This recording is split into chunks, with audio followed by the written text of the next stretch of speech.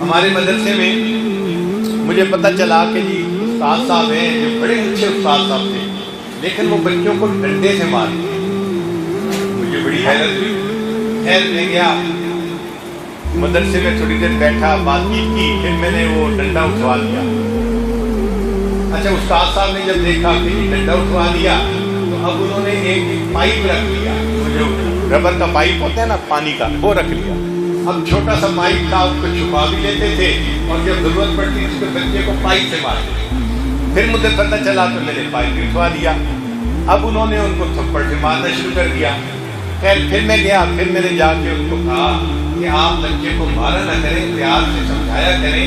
ہمارے ادارے کا دستور ہے مار نہیں پیار، پیار سے بچے کو پڑھاؤ۔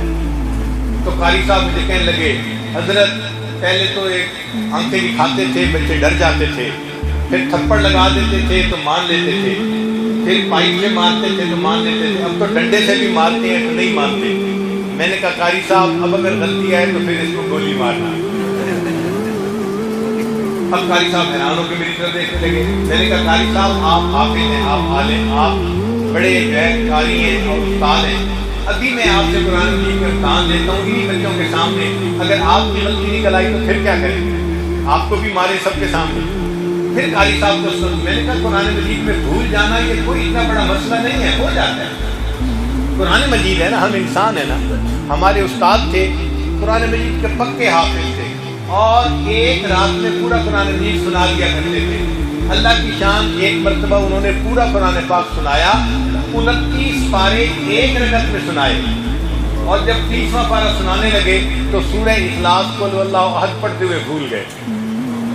اب جب سلام پھیرا استاد صاحب کو پسینہ آ رہا ہے، لڑکوں نے پوچھا کہ حضرت پسینہ کیوں آ رہا ہے؟ فرمانے لگے اللہ نے میرے عجب کی مجھے سزا دی، جب میں سورۃ قل یا ایھا الکافرون پڑھ رہا تھا تو میرے ذہن میں نماز میں خیال آیا پیچھے 35 حافظ کھڑے ہیں، کوئی ایک بھی مجھے لقمہ نہیں دے سکا، میرا قرآن اتنا پکا ہے۔